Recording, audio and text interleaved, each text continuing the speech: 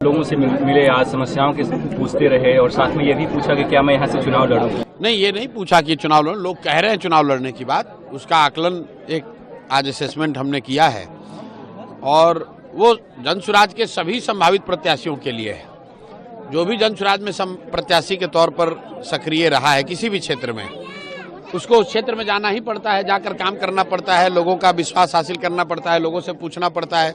और जब लोग कहते हैं कि यही सबसे कारगर है तभी उसको टिकट मिलता है, तो हम पर भी लागू होता है। इसलिए आज आए हैं, क्योंकि राघोपुर से अगर लड़ना है तो राघोपुर के क्षेत्र की जनता को तो हमारे पक्ष में खड़ा होना होगा। और आज जो देखा है, समझा है, वो जाकर कल पार्टी की बैठक है उसमें रखेंगे।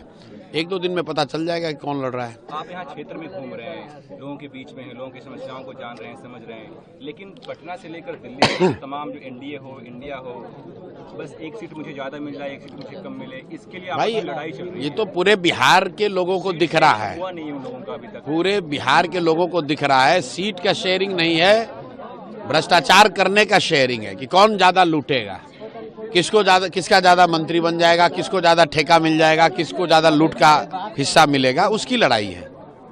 और वो स्वाभाविक है, चलेगी, अभी कई दिनों तक चलेगी, क्योंकि बिहार उनको मालूम है कि भाई एक बार हम अपना गठबंधन वगैरह बना के आ जाएंगे, फिर जनता को बेवकूफ बनाएंगे। कोई जात के नाम पर बिक जाएगा, कोई हिंदू मुसलमान बन जाएगा, कोई 5 किलो अनाज के लिए वोट दे देगा, कोई 500 रुपए के लिए वोट दे देगा।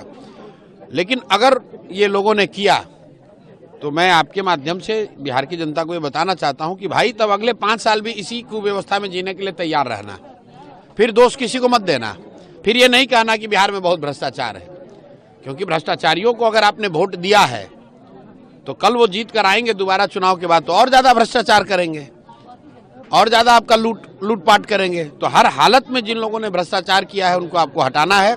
नहीं हटाइएगा तो तैयार रहिए इसी दुर्दशा में जीने के लिए। यादव ने कहा कि अभी प्रॉमिस किया कि हम एक परिवार को एक नौकरी देंगे। उसको कोई उसका ना कोई कहा कि मेरे पास विजन है, मैं दूंगा ना। तो वो हाँ तो ठीक है। तो 78 साल के बिहार की देश की आज़ादी के बाद बिहार में 26 लाख के आसपास लोग नौकरी करते हैं, और उस 78 साल में 18 साल तो तेजस्वी यादव और राजद की सरकार रही है, उस सरकार के बड़े हिस्सा रहे हैं।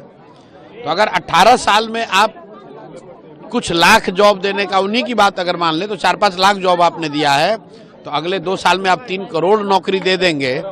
इसका तो बस एक ही मतलब है कि या तो आप मूर्ख हैं या सबको मूर्ख बनाने की कोशिश कर रहे हैं।